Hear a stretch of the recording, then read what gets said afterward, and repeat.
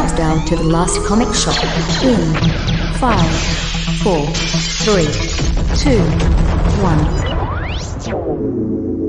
The following matchup is scheduled for one fall, and it is for the last comic shop heavyweight championship of the world. Making his way to the ring, it's the challenger, weighing 566 omnibuses. It is Jay the Heyman Scott! And in this corner, he is the reigning champion, weighing 566 boxes. He is the Macho Chad! That's too many long boxes, brother. You can take that long box and shove it, man. My Omnis are taking you down. I'm bringing it to the new ones, the old ones, everyone. And when I unify the belts, it's free comic book day for everyone. Listen, I'm bringing the big two. That's this boot and that boot. And we're coming straight for you, brother. I'm going to turn you into a slab, man. And then I'm going to get a CBC rating on you, and it's not even going to go over 5. Oh, you're hurting my feelings with my creased corners and my yellowed insides. But that's not going to keep me from taking you down, mister. Taking you all the way down to the garbage dumps in the back where they tear off your covers and throw out the trash. Now I want a good, clean fight, y'all. No hair biting, no creasing corners, no pulling each other's pages out of turn, no taking the bookmark out and putting it in another slot. I don't got any time for that. I don't got any silly business in here. So we're going to have a good, clean match, and we're going to get it on. Hey, it's the last comic shop, and I'm the host of the most, Eddie Larson, and I hope you enjoyed our wrestling thing. Whatever that was. That's pretty terrible. It was. I won't lie. Like, I've only watched wrestling on and off since Shawn Michaels retired, because he was my boy. But I'm joined by Chad Smith. I used to watch wrestling with Chad back in the Attitude Era. Chad, your favorite wrestler? Oh, yeah. I was a fan of the tag team guys, so I'm going to go Edge and Christian. Can I combine them? Yeah. Can I go with Team Eck and include Kurt Angle with them? Team Eck. That's my... And, of course, J.A. Scott, my other co-host. J.A., do you have a favorite wrestler from back in the day? He unfortunately has passed away, maybe. He probably did. Most of them have. Razor Ramon. R.I.P. the bad guy. Yes. And, of course, as I mentioned, we've got Ethan Larson on today's show because it's all about wrestling. We're going to be covering a wrestling comic book, so we might as well have our wrestling aficionado. So, Ethan, I know WrestleMania is coming out later this week. Matchup you're looking forward to? It's stupid not to say Roman Reigns and Cody Rhodes. One of the biggest stars from AEW came over to WWE. Is now going to be wrestling the unstoppable champion in Roman Reigns, who's going on 900-plus day title run. Wow! Unified both the Universal and WWE championships. And look at the lineage with those guys. Right. Dusty Rhodes' kid, the American Dream. Gold Dust's brother. And he's got an unfortunate neck tattoo now, too, so... Doesn't Roman Reigns, suck, though? He's gotten a lot better. Oh, okay. Yeah. Because when I watched him back in the day, he was not very good, yo. Does he still wear that chest protector? No, he doesn't. He dropped that like a sack of bricks, so... That was stupid as hell. D'Lo Brown chest protector. Exactly. Everybody knows about that match. Name something on the low card that you're looking forward to. The Bloodline angle that also includes Roman Reigns, but Sami Zayn has been trying to get into their group for the better part of the year, has been bested at every turn in the way, and he's going to be probably teaming with Kevin Owens to take on the Usos, who are the longest reigning now tag team champions. So that's WWE's gimmick now, just having really long So they don't like to give the titles away anymore. No, it's like the early 80s and just give it to the Hulkster and just let him run wild. Because they realized a long time ago, it means a lot more when you actually change the belt instead of the Attitude Era where they changed it every 5 minutes. One show, you'd have 3 champions. So. Yeah, that hardcore title, you'd have more than that. Well, if you're wondering why we're talking so much about wrestling, again, we are going to be reading a comic book that deals with wrestling. It's a 7-part series that has been widely acclaimed. Like if you go out to the comics Twitter out there or any place else, social media that deals with comic books, everybody will be talking about Do a Powerbomb by Daniel Warren Johnson. And this is actually the second book from Daniel Warren Johnson that we've covered on this show. So we were all fans of Wonder Woman Dead Earth. I wanted to read Murder Falcon, but I got voted down for the Year of Change. Murder Falcon's good, but it didn't speak to me nearly as much as Do a Powerbomb. Yes. Well, I was so glad you chose this book, Chad. This was amazing. Oh, well, something else that's amazing is our weekly polls. It's amazing that people keep on turning up over at the Last Comic Shop on Twitter to vote in these things every single week. It's amazing that J.A. Scott still comes out with quality polls for us every single week. So something that's also amazing is the fact that we like to come on the show and give you the results. Amazing, isn't it? So J.A.'s got 4 polls, I believe, that we're going to be recapping on today's program. So, J.A., why don't you hit us up with that first poll? Who is your favorite character that struggles with duality? This Way to related. bring up the $15 words for folks out there. It makes sense after Asterius Polyp. I guess it Yes. does, yeah. Real quickly, can you define duality for us? What does Webster's Dictionary define duality as? Webster's Dictionary is still It'll be fun. It'll be a fun little thing. the industry standard. It's not Urban Dictionary. If they looked up duality in the Urban Dictionary, it'd be like, Somebody doing somebody named Ality. you're off. So Webster's Dictionary, duality, noun. The quality or state of having two different or opposite parts or elements. Dualism. All right. Well, what were the choices here for duality? Two-Face, Magneto, Namor, or Dr. Manhattan. I mean, Two-Face. It's obvious, right? That's what I would have thought. I mean, too bad from He-Man wasn't on that list. So, I don't know how else you could be more dualism than Two-Face. Chad? I tried to vote 3D Man because I like my people with depth. But ultimately, Two-Face was the way that I went. I think I voted Two-Face, though I don't remember. He did not win, by the way. He came in second place. Magneto, with an astounding 48% of the vote, won. So we got a lot of X-Men fans, but also I appreciate it because it's someone voting for a character arc that shows dualism rather than just something that's knocking you over the head. Oh, he's got two sides of one face and he flips a coin. Boom, boom, boom. Well, real quickly, since we're talking about it, Ethan, do you prefer Magneto as a good guy or a bad guy? Probably a bad guy. My favorite Magneto of all time is when the cage at the end of X2. That's a badass Magneto right there. So, Chad. Well, since it's our pro wrestling show, everybody knows the heels are never as good once they go face, right? They get the crowd to react, but they're always better when they were the heel. And that's the same with Magneto. He's such a great bad guy. so many stupid plots though to take over the world. So many stupid ones. Why would he name his group the Brotherhood of Evil Mutants? You're giving it away right in the title. I was going to say, I think I'm one of the few people that prefers him as a good guy. I loved Magneto was basically the Professor X for the X-Men in the 80s. Yeah, it was the headmaster. He had that stupid-ass costume with, the giant M on his chest, but I didn't care. Didn't he hook up with Wasp at one point? Oh, there was this great run where he's the headmaster, but the Avengers don't know that, so they attack him thinking he's the bad guy, and Magic shows up and sends Captain America's shield to Limbo. Go find that, Cap. Go find your junk. It's in this alternate universe. You thought World War II was going to hell and back. Try this. Leave our teacher alone. Still bitter that nobody voted for a Two-Face. But in any case, what's the next poll, J.A.? The next poll was best insect-inspired character.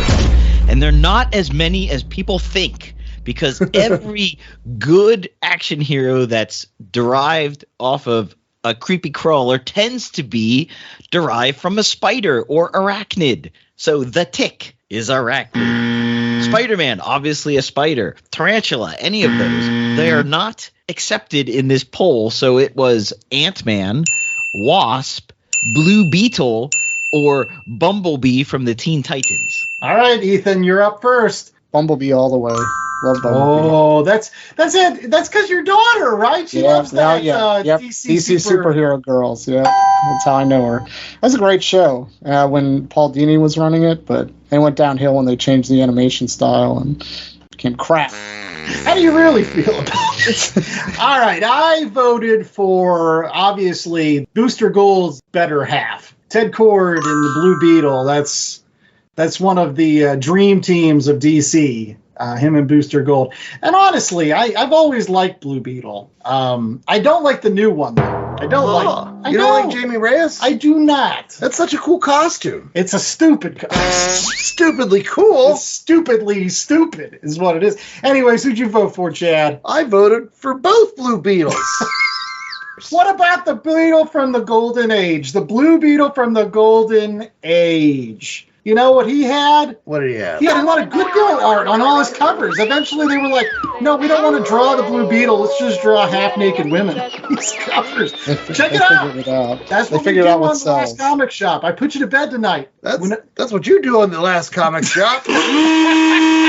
J.A., who was your vote? I voted for Janet Van Dyne, the Wasp. You got to support Michelle Pfeiffer when you can. She's a treasure. Anyways, Blue Beetle handily won this poll at 48% of the vote. Ant-Man coming in second at 33%. There were no other insect-based. What about Yellow Jacket? I guess that was Ant. Same guy. And isn't there Baxter from Teenage Mutant Ninja Turtles? Oh, Baxter Stockman. Yeah. Butterfly. What is that? I don't know. Mono. Firefly. Killer Moth. Mantis. The Fly. I'm good with the list you came up with. All right, what was poll number 3, J.A.? Poll number 3 was what is the best Doom Patrol analog not named X-Men? Because Doom Patrol fans get really bent out of shape if you compare Doom Patrol to X-Men. Even though that's what they are, right? And X-Men fans don't get bent out of shape because no one cares. You're an X-Men fan about Doom Patrol. But we had John Byrne's Next Men, the Umbrella Academy, which was erroneously put down as the Umbrella Factory on the poll. I think that's what tanked this poll. I was going to say, that was an Andy Warhol experiment. It came in second place with 4% of the vote, so people are all about getting I won't lie, I had like a sheen on my brain. It was like the Berenstein Bears thing, where it was just like, I looked at it the first time and I thought it said Umbrella Academy. I was like, okay. And then it wasn't until Mikey Wood pointed out. I was just like, oh, shoot, that's not what it says. It was that Shazam movie with Sinbad.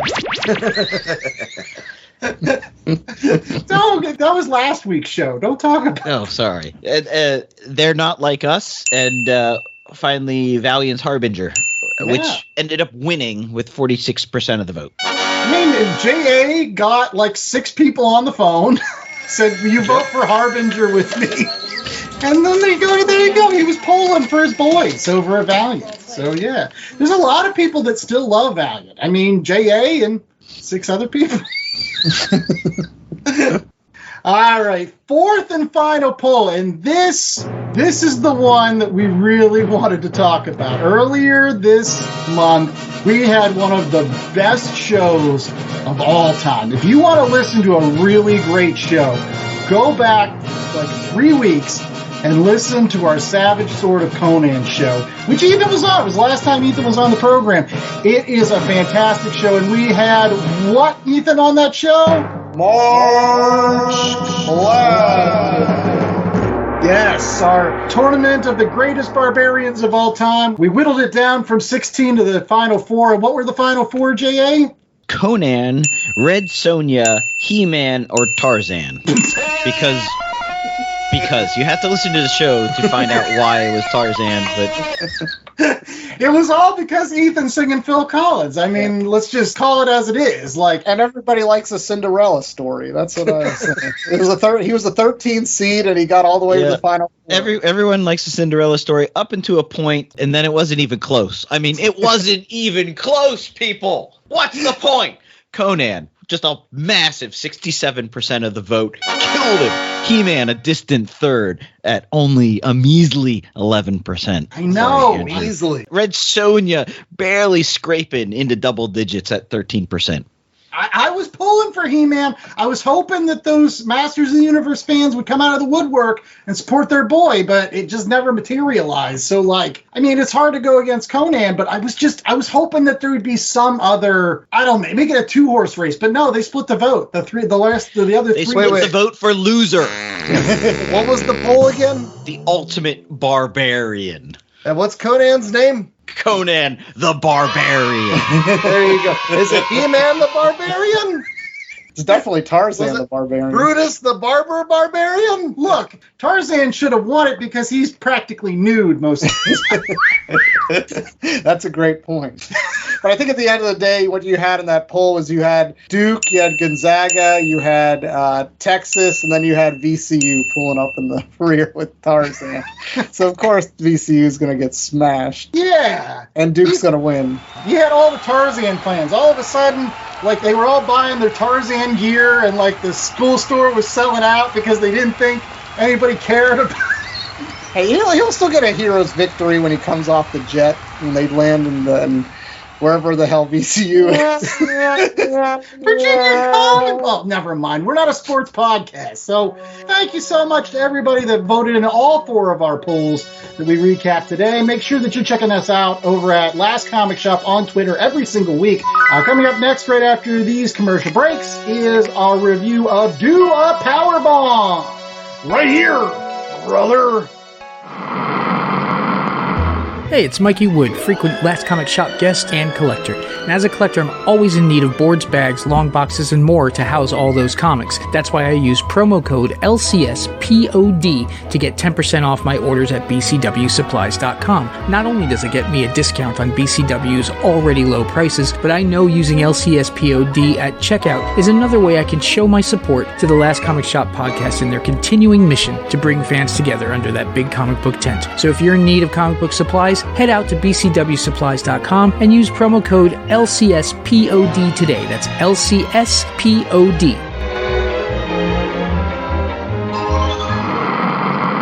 Hi, I'm Kevin DeCristofano. And I'm Sean Flanagan. And we are the Ninja Turtle Nerds, your weekly podcast covering the Ninja Turtle comic book series one issue at a time. Plus the video games, the cartoon show, the VHS tapes. If it's Ninja Turtles, we'll cover it. Ninja Turtle Nerds is available wherever you get your podcasts. Fans, we got a presentation for you tonight.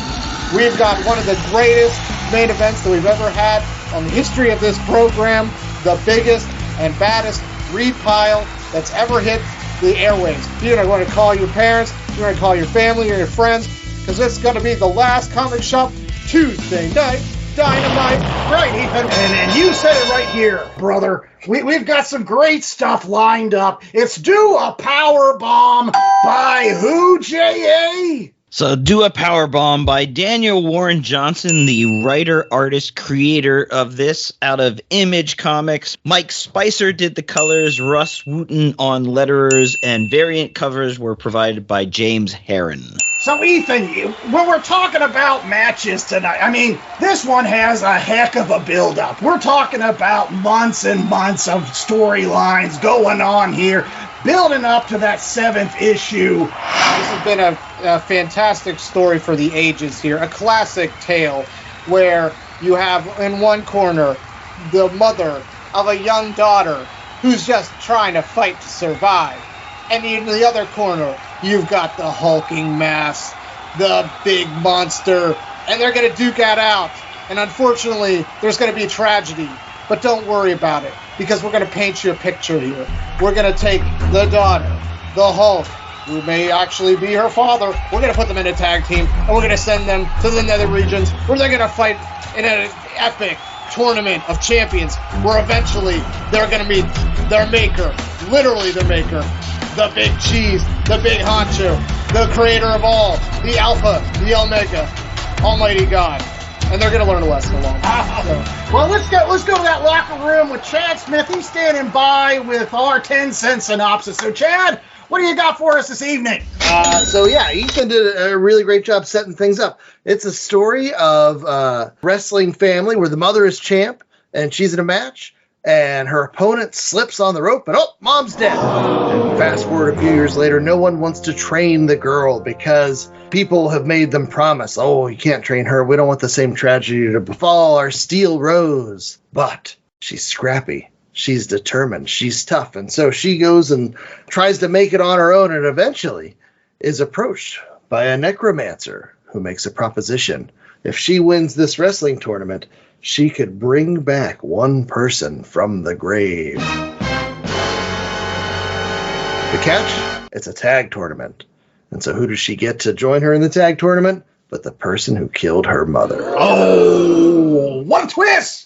What a turn! And since this is a Daniel Warren Johnson book, not only do you get all the wrestling action, but you get some pure craziness with some of the opponents they go up against in this wrestling tournament. You have Orangabang, which are two orangutan-based wrestlers. You have FYSO, which stands for F Your Stupid Opinions. And they end up going up against the Pizza Party, which is consisting of the Pizza Man and a werewolf and a pizza-loving t-shirt. You have the Lucha Bots, which are just like they sound. You have like a Knight of the Round Table duo and the Knights of the Rhine and the Devil Doers, and they all meet in this tournament. And whoever wins the tournament is going to be able to bring back the soul of someone they love.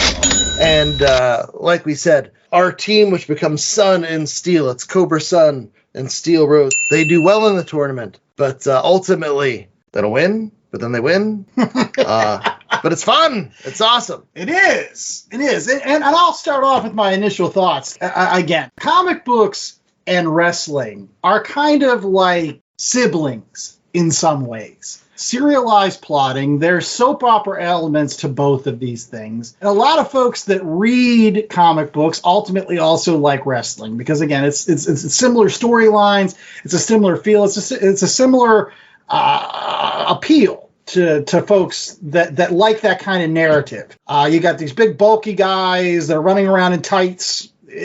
How else can you say it? So to do a comic book about wrestling is always going to be something that I'm really curious about because that's kind of marrying these two siblings together, which is bound to be an interesting result. And when you tack on the hyper-kinetic art style of Daniel Warren Johnson, giant flying knees, and I just don't understand how nobody dies in some of these issues because some of the impacts, like off the top rope as a moonsault to just land on this monkey. One of the orangabangs. I love just saying that. A moonsault on a monkey. Ethan, you're the wrestling aficionado. Yeah. What'd you think? Well, it's clear that you haven't watched wrestling in 15 years, bro, because they're doing this stuff all the time in modern wrestling. This was an amazing book for me. Highly recommended for anybody that likes wrestling. You actually had gotten the back quotes from Colt Cabana and Fallen Angel Christopher Daniels, two of the big indie darlings from the early 2000s who chimed in, who are also big comic book fans as well.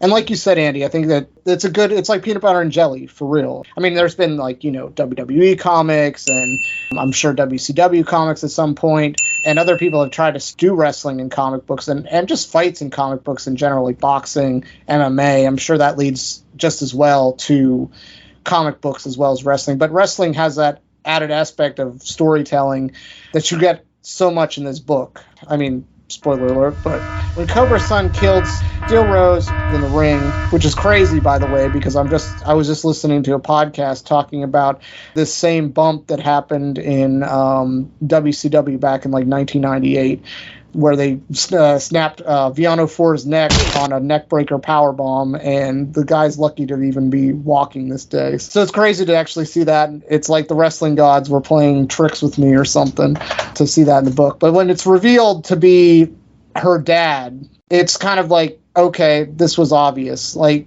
it was great, and it was still that reveal that you get kind of in pro wrestling, where it's the obvious does happen, and it doesn't subvert expectations. It meets those expectations, and oftentimes you just want to see the payoff of what they're building toward. Appreciated that. Yeah, I want to just piggyback off of that real quick and ask J.A., because, I mean, that was the point in the book where this series kind of took a turn for me. At the end of issue 2 with the reveal that was her dad, I don't want to say that I started really caring, but I want to say that's because like the first issue, it's kind of like, where's this going? And then it becomes like crystal clear. It did definitely brought more gravitas to the book that after issue 1, I will admit was a little bit lacking in anything mattering because it's quote unquote fake wrestling, right? This is what I wanted to hear because Jay is not a wrestling fan, and so I was curious how this book was going to translate.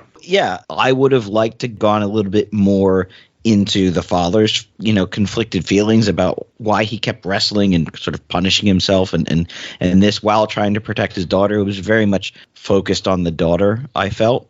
As a book, it's very tropey. It follows some standard things. This is not the most original story. Father and daughter trying to save mom, make a deal with the devil and blah, blah, blah, end up fighting God. It's interesting that they used wrestling as the in for that. It could have been chess. It could have been playing cards. It could have been something that probably doesn't translate as well to comic books because it's not as exciting. You can't drop a power bomb when look at the flop. I got an 8 on the river. Boom. I might read that book. That sounds fun. Maybe I'll have to write that. So it played with a lot of sort of common themes in an interesting way, in a nice way. I think if you're not a fan of wrestling, you can still read it. You'll still enjoy it. I didn't think it was bad, but I also can't gush about it as much as I think you guys are going to gush about it because I'm not so far, into wrestling. So I'm not getting all of that second layer nuance. But no, I think as I'm going to jump in here with my thoughts on this one, I love this because I do enjoy wrestling. And it's one of those things that I struggle to understand sometimes. And I think one of the best things this book does is walk that line. Where everyone knows, professional wrestling, the outcomes are predetermined. And the book will tell you it's all about the storytelling. In here, I could imagine, if you're not into wrestling and you're like, oh, it's all fake, and they're doing all these moves, it doesn't seem that impressive. But for the wrestling fans that get into it and they see the poetry, of all the moves and like the ballet and all the stuff these people are doing and can picture in their mind's eye, like real wrestlers putting their lives on the line to do these crazy stunts. That impacts people, but then they go so far as to make it real. And they're like, yeah, no, on other planets, on the Orangutan universe, wrestling is real. And so all of a sudden, comic book readers, they could have that in, but you're still getting the same wrestling action. And there's a certain, for lack of a better term, campiness to wrestling. There's a certain silliness or, about it that you just have to buy in. And once you've bought in, this book delivers with nonstop, ridiculously awesome characters, with nonstop kinetic action. You feel the punches, you feel the slams. When they do the finishing maneuvers, like Danny Warren Johnson busts out, the giant single-page panels. Danny Warren Johnson has that manga influence where, you can have entire issues of just fighting action and tell a story that way, just like wrestlers do in the ring. And I think once he gives you that buy-in, like, oh, no, this really is real, and gives you those emotional stakes, it's like, okay, this is a story worth paying attention to. And then he does what wrestling does best. He continues to raise the stakes. He continues to make you believe, oh, they're going to win the tournament, and then he takes it away. That a wrestling thing? I had such a problem with that. It's like they don't win, but then they can go forward because the two people that beat them kill each other. It's just like, oh, that's so contrived. Pull at your heartstring. They tease you with giving it to you, and they take it away, and then they give it to you after it. So Vince McMahon did that many, many times when he was booking. I don't know if they pull at your heartstrings. I think they pull at believability, maybe. Yeah, well, I mean, that's a classic wrestling booking trope. Like, it's giving you almost what you want, almost what you crave to see, and then pulling it away from you as soon as you, want it. And then sometimes they'll have the champion, the challenger move on over a technicality of some sort, because then you're just going to get the ultimate payoff of what you actually want. Now, whether that makes the hero looks like a geek because he didn't actually qualify for the tournament, though that's irrelevant, because you're going to get the pop at the end where the hero eventually wins or conquers. Plus the fact that in this particular story, that all happens in a match with this team called, I kept on calling them Fatso because that's what it looked like. But it was Fizo or whatever.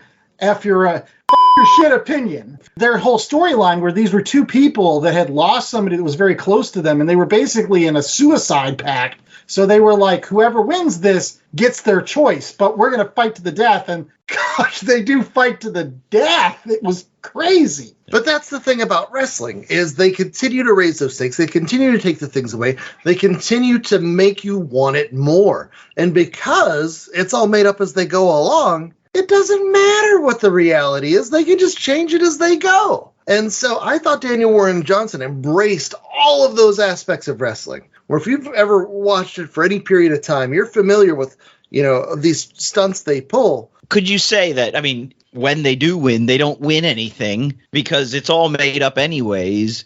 Ultimately, that you just deal with the repercussions of your way of life? No, time out. Can you do that? What do you know mean? what they won? It What? brought them back together. Their winning was not so much the fact that they brought their mom back, but it was what the mom stood for. It was the fact that they healed that family unit in the end of the day. I just thought that was powerful. There's a line at the end of this book, and it's one of the most powerful lines I think Daniel Warren Johnson has ever wrote, and it's all about wrestling. And it's all about the fact that wrestling is scripted and everybody knows the end, and so who should care? And he basically says the same thing about life, that at the end, the script is written for all of us. We're all going to die. Like, that's how our story is going to end for everyone. But it's not so much about how the story ends or the script. It's the process of getting there. And it's telling that story. It's the right? chase. That's it. It's the whole point of wrestling. It's not about winners and losers. It's why they don't put winning percentages or stats, in wrestling matches, because it's not about who won. It's not about who lost. It's about the story that's told. Well, it's about the chase, too. The chase of trying to get the unattainable object. Like, one of the classic stories of wrestling storytelling is you take the baby face who is chasing the heel champion, and then eventually he conquers him. But they put him all in these different obstacles in his way. Yeah, and then they immediately take the belt away from him, because that's not what you want. You want that one moment of catharsis where he wins the belt, but then you want to build it up again. Like, you want to climb that mountain one more time. Like, you want to see the next guy sink to the depths of depravity, where they're pulling out steel chairs and barbed wire and thumbtacks. That's the best part. It's so ridiculous. They're in these matches that are like, oh, this is real. It's not predetermined. And they pull out thumbtacks to sprinkle along on the squared circle. There's so much ridiculousness in it, but it's so awesome. And I thought nothing encapsulated pro wrestling more than this book, like talking about the stories that these people are telling and why that's so important. And then you cut to mom and the audience in the end, watching them all along. Oh, man. I have to play devil's advocate at this point. To speak to JA's point, I think you do have to have a somewhat cursory knowledge of professional wrestling to really appreciate this. You have to be a wrestling mark to enjoy this. Like, you can't just be, a person off the street who doesn't know anything about wrestling, who doesn't know their classic, as Jay said, tropes of their storytelling. I go actually back to one of the letters that somebody wrote in the letter section, where he says, I hate wrestling. I don't want anything to do with this. You made me care about wrestling. But when are you going to write something else like Wolverine or Captain America? Because I'd like to see you do something worth your talent. And while I think that comment's unfair to, the vast majority of people that enjoy this, who are wrestling fans, who really appreciate it, like myself, I think he does have a point in saying, like, look, if you don't dig wrestling, you're not going to dig this book. I don't think any fun or kitschiness that he puts into it, if you don't care a lick about wrestling, you're not going to enjoy this book. all right. Well, we've got a lot of talking here, but we've got to get to commercial break. So we'll be right back with our ratings for Do a Powerbomb, as well as our final thoughts and recommendations. So stay tuned for that.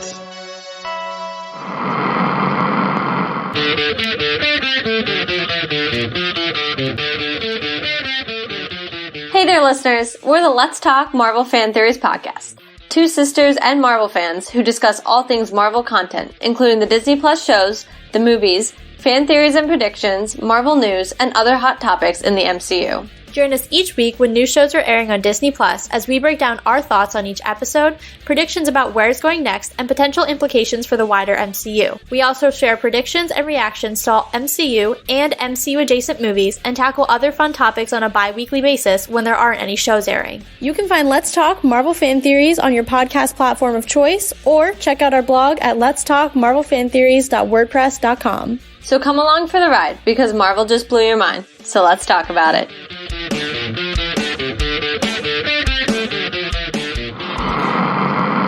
All right, we're back with more of The Last Comic Shop, and it is now time for our rating. Oh yeah, brother! This cream is gonna rise to the top! Any case, we've got a rating scale for you coming from J.A. Scott as always. So what do you got for us this week? Well, because this book deals with wrestling, is it a 4-star match? Is it a 5-star match? Is it a 2-star match? It's a Meltzer star. So we're going to go Meltzer stars because that's how they rate the matches in wrestling, I believe. But in any case, let's get to J.A. since he was not our wrestling aficionado on today's show. So, J.A., what did you think? So, Do a Powerbomb is obviously a love letter to wrestling from Daniel Warren Johnson and to all that encompasses. And that's where I have some slight issues with it because, it shows the violence of wrestling. It shows some of the consequences of wrestling. The mother dies at the beginning. But I think it's using the death of the mother to set up the story so that violence gets lost a bit. And what you don't see is what in real wrestling, they're dealing with. You don't see the concussion problems, what people go through after they get out of wrestling and how their lives are destroyed. You don't see a lot of the issues and a lot of the problems that, the big promoters in real wrestling have brought to the industry. And I think had he done that, maybe it makes it not as fun, not as exciting, but I think it would make it a much better story, more rounded story. The complexity of wrestling, because wrestling isn't just about the stories they tell and the entertainment value. I mean, it's a very complex industry. You get some very wealthy, powerful people that determine the lives and the stories. I mean, it's not dissimilar to what NFL is going through in terms of, as an audience, you're taking in watching, these athletes perform at a very high level, but at the same time destroying their body, destroying their lives, dying for it. If you look at like Owen Hart or the Hart family with Brett and these things, I thought you bring that into the story, maybe it takes it to another level. It makes it even more real. And I was kind of looking for that. I didn't get that. That being said, what we did get was fun and exciting, and I'm sure that the three of you are going to talk to that, so I'm not going to talk too much. I love the artwork. I love Daniel Warren Johnson's gritty style, but I just wanted something more. And I guess that's because I'm not a super wrestling fan, so I wanted a little bit more of the whole picture of it, the bad and the good, not just the good. So because of that, I'm going to give it 2.75 stars. Well, I'm going to go next. I don't think I'm going to absolutely give this a full 4 stars. I mean, it's close. I'm going to go with 3.25. It's above a 3. It's definitely a really good book. There are other Daniel Warren Johnson books that I've enjoyed more, though. I'm not going to lie. I liked Wonder Woman Dead Earth more. I liked Better Ray Bill more. I read Murder Falcon, and I would have rather read that one on this show. But that's neither here nor there.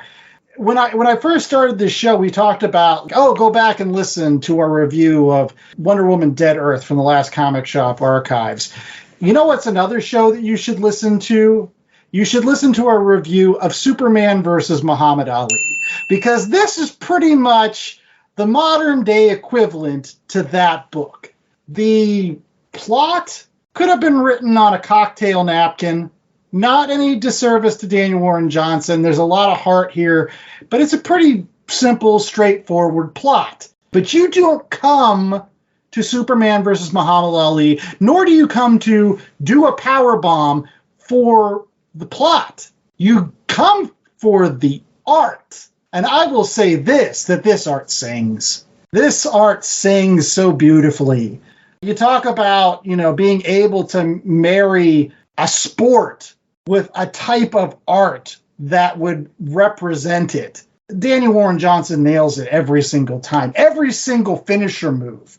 The Pillars of Golgotha, that's the finisher God has. There's an absolutely brutal finisher that these Knights of the Rhine do. Yeah, that's a big rig or shatter machine from FTR. Oh, look at you! I didn't even have to come up with it. Yeah. By the way, I love tag team finishers, right? There's a poetry about tag team finishers that it does take two people working in tandem. And I loved it when I used to watch wrestling. And I loved it in this book.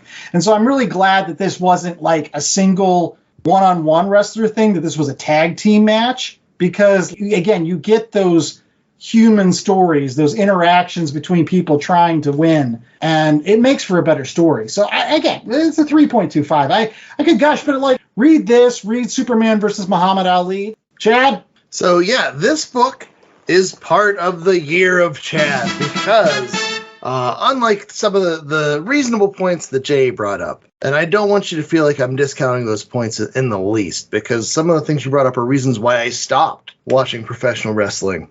But what this is not an expose on the worst of wrestling.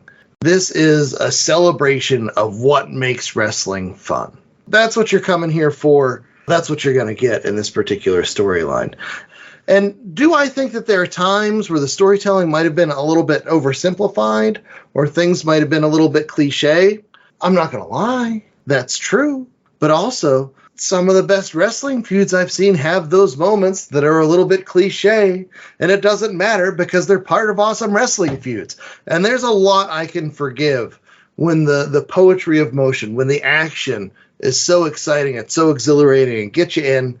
And it's not just the action. It is the characters. It is the weird concepts. It is the fun that he's having. And Daniel Warren Johnson, like I said, by setting this up where it's not just professional wrestling, it's taking place with this necromancer, so you have these ridiculously high stakes. But you have all these people from other planets that have all these different ways of doing things that all seem to result in Falls Count Anywhere matches with steel chairs and barbed wire, just like regular professional wrestling. It took all the elements of wrestling that are campy and silly, but wrestling fans accept. It took those, and like you said, Andy, it made them sing. And so for me, I'm willing to forgive any of the flaws of this book. And they're in there, but it was so fun. And normally, I'm not a big, ultra-violence fan. Not here. It's ridiculous pro wrestling. In my mind, it's still not real. So I don't care when the FYSO people kill each other because it's not real. They're going to go back, at the end of the night. And they'll be drinking beers at the bar later on with each other, traveling down the road to the next town to do the next show. But no, I had so much fun with this. The colors are outstanding. The lettering is great. I can't tell if Daniel Warren Johnson is doing the art for the lettering on the big moves or if that's coming from Russ Wooten. But whoever's responsible, the entire package is just so much fun. And there are times when I sit down with a comic book and I want depth and I want nuance. And this is not a book I would reach for in those times. I give it 4 out of 4 Meltzer stars. All right, Ethan. Man, I don't know how I can top that, but I guess I'm going to have to. I mean, for me, personally, as the wrestling guy here, this is Flair Steamboat. This is Misawa Kawada. This is Omega Okada, which I'm probably speaking a foreign language to Jay right now. This is 5 stars for me. This is a Meltzer 5-star rating. I love this book from the bottom of my heart. This is one of the best comic books I think I've ever read in my entire life. The art's amazing. Like, there's so much new. Like, if you're deep in the wrestling fan, like I am, like, you see GCW shirts, you see the AEW Championship belt sitting on the Necromancer's desk, you see an NJPW banner on his wall. They call it moves by name: Shooting Star Press, Ahari Moonsault. They said Shatter Machine or Big Rig is one of the Eddie Guerrero moves. poster. Yeah, and it's going to take a lot to top this for me for comic books. So yeah, I loved everything about it. I don't care if the story's nuanced. You want some grittiness. You want some like political speak about exploitation. I get that. Like that is a definite thing you should think about when you're reading stuff like this. Boxing, NFL, those people are subjecting themselves to a massive amount of damage and damage to their bodies for the sake of entertainment, for the sake of getting a paycheck, and there's people behind that are exploiting them. That's not right. That's not me saying that I justify any of that. But for what this is, and it's a comic book, and I'm reading it, and at the end of the day, sometimes wrestling can be seen as an art form because it's just men doing ballet and trying not to hurt each other. Like, that's the part of the wrestling that, they're not trying to go out there and kill each other. I mean, they're trying to kill themselves because they want to entertain the fans. But they're not. There's a trust in there when you're doing a wrestling match. The American entertainers seem to understand that, and the people from other galaxies think this is all real.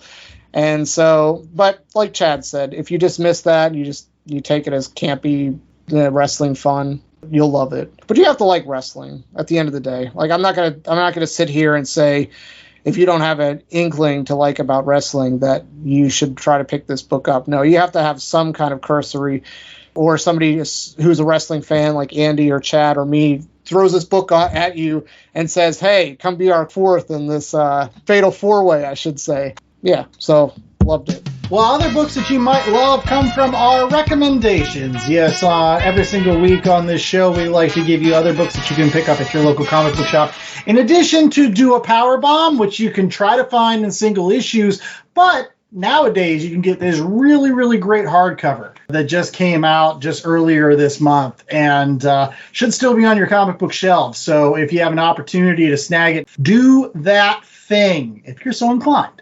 But otherwise, pick up some of these other books, and we're going to start off with J.A. Scott. So, J.A., what is your recommendation for this week? My recommendation is Barnstormers. This is a new series by writer Scott Snyder of a lot of DC stuff with wonderful, beautifully painted art by Tula Lotte, colors by D. Cuniff. You can find it on Comixology. It's one of their originals.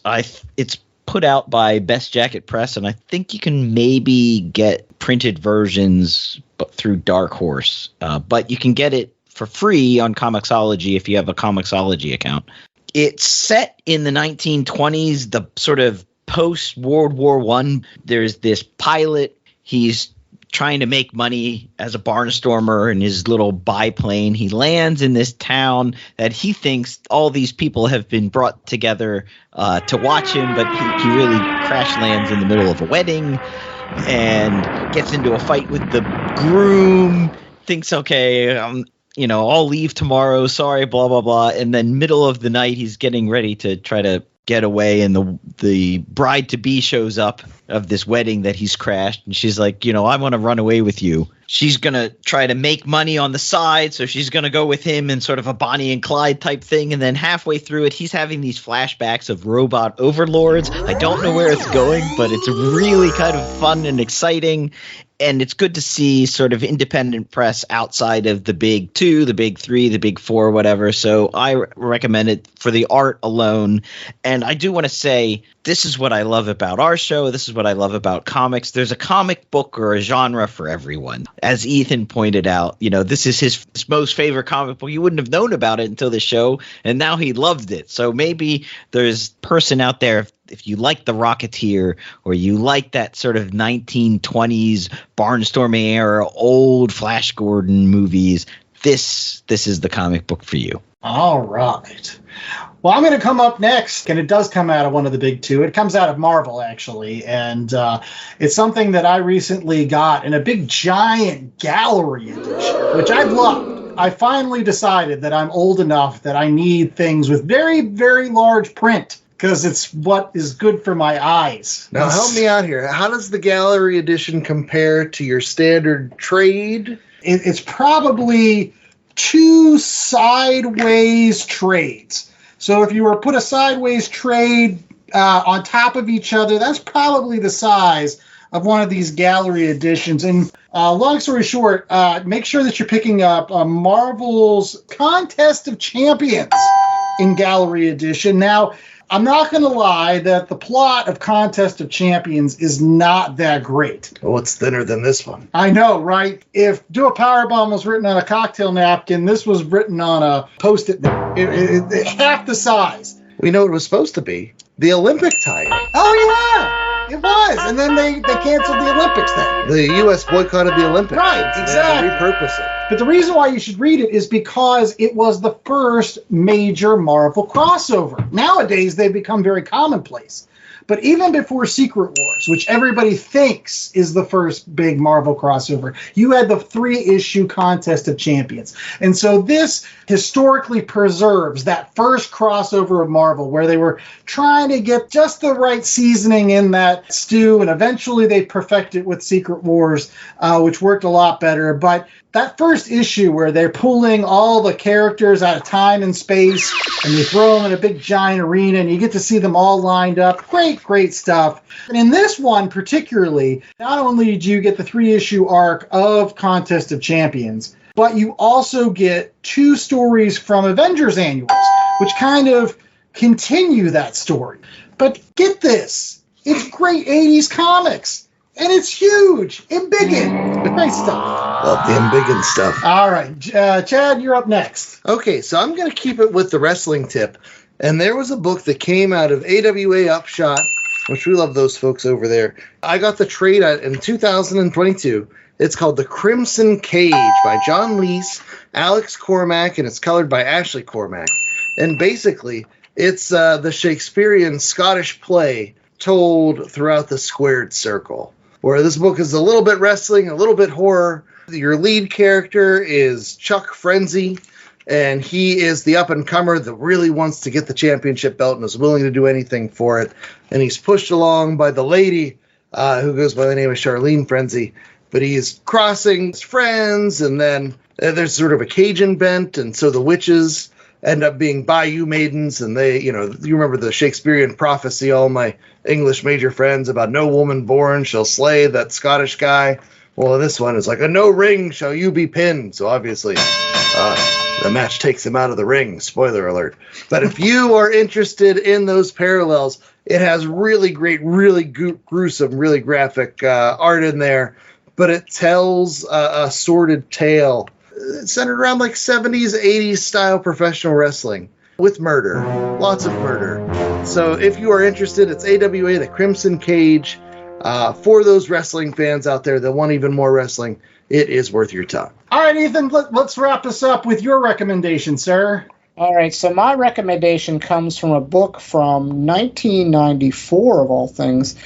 This was a book that used to be on Andy's bookshelf at all times. It's Marvel's Greatest Super Battles. There's a lot of fantastic stuff where the Hulk fights Thor, and I don't know, for whatever reason, this book spoke to me as a child. I don't know, I guess it must have been, I was preordained to like the wrestling and combat arts and combat sports and all that fun stuff, so I must have dug this. And one of the books that I did actually dig a lot out of it was Marvel 2-in-1 Annual, number 7, featuring The Thing. The title of the book is called And They Shall Call Him Champion. It was written by Tom DeFalco with pencils by Rob Wilson, I should say, and inks by Frank Giacoa. The guy comes down to Earth saying he's the champion, saying he's all that in a bag of chips. One of the biggest heels around, wants to fight all of the Earth's mightiest heroes, or some, Deus Ex Machina was going to happen to the world. And the only person that stands up to him is The Thing. And basically The Thing plays rope-a-dope with him, just gets pounded and pounded and pounded, but keeps coming back up. Tries to, get the champion punch drunk. And eventually the champion has enough respect for what The Thing does and says, peace out, Earth. Thing, you did your thing, man. You're a champion in my eye. It seemed that though Earth did have a worthy challenger to the champion. So just, your classic Rocky story, but I loved it as a kid. So I don't even know if the champion ever makes an appearance again. Do you guys have a beat on that? Oh, yeah. No, he's one of the elders of the universe, like Grandmaster or the Runner. But no, like the Collector and all those other people. Like, they're supposed to be the last of their kind, and so this guy is like the last of the champion? He eventually joins up with the Deadpool Corps. Right. But a lot of those elders of the universe had the Infinity Gems. And so, that's how Thanos... There's a great story if you've never read it. Then Thanos' quest. It's actually better than the Infinity Gauntlet. And it's all about Thanos going and beating up the elders of the universe, which I think the champion has the power gem. I think. Don't quote me on that, though. But do they fight in a boxing ring? Is it Thanos versus the champion? That's what I want. If I can get that on a t-shirt, I'd be wearing that right now on this show. But that would be awesome on a t-shirt. And if you're looking for other awesome t-shirts, as well as tons of episodes of The Last Comic Shop, make sure that you're checking out our website, www.lastcomicshoppodcast.com. It's a terrific place where you can get all of those fantastic episodes that we've been talking about, whether it's going back and listening to our review of Wonder Woman Dead Earth by Dan Warren Johnson. Maybe it's checking out Superman versus Muhammad Ali, which we also did on this particular show. Lots of great episodes, all available for you, evergreen, anytime you want to listen to them. And if you need bags and boards and boxes and all kinds of wonderful bric-a-brac to put all of these wonderful comic books in, make sure that you're getting out to bcwsupplies.com so that you can get all that stuff. Yeah, because they sell it there. And make sure that you're using promo code LCSPOD to get 10% off your order, because you know that if you want to buy a lot of wrestling action figures or, I don't know, pay-per-views, do they even have pay-per-views? Or you can just get it all in a package. Regardless, you need extra money, so get that. You get 10% off your comic book order. And look, we're running low on time, so we've got to move quick. Yes. So, socials, at Last Comic Shop. Find us everywhere. YouTube, Twitter, all the like. The website, www.lastcomicshoppodcast.com, where you can find what else, J.A.? You can find links to our merch store. We've got shirts, we've got tote bags, coffee mugs. This week only, El Luchador masks. That's right. Everyone wants to do some backyard wrestling with a Last Comic Shop luchador. Like Cobra Sun from the story today. Yeah, Last Comic Maniac, smash that like, fucking smash that 5-star review. Give us some props out here for our quality work that we're doing day in and day out. Working man's champ. We're going to be heading to your area here soon, so you better be ready. Pump your fist and let's go Last Comic Shop. And ladies and gentlemen, while we might be the Last Comic Shop podcast we hope you need, we don't want to be the last comic shop. So we encourage everybody to get out there, check out Do a Powerbomb, or you can check out Barnstormers through Comixology or in print from Dark Horse. You might want to get that gallery edition of the Contest of Champions. Maybe you want to find AWA's The Crimson Cage for your wrestling fix. Or Ethan's recommendation of Marvel's Greatest Super Battles, circa 1994. Find all that and more at your local comic shop. Don't know where that is? Use the comic shop locator at www.comicshoplocator.com. All right. And until next week, when we hope that you come back to our squared circle, I was the host of the most, Andy Larson. I was joined by Chad Smith, J.A. Scott, and the wonderful Ethan Larson. And we hope that you stay safe, stay warm, and remember that if you're going to make jokes about the unemployed, don't bother. They never work. Yeah, stop with these dad jokes. You gotta stop with them. It's not a thing. It's not a thing.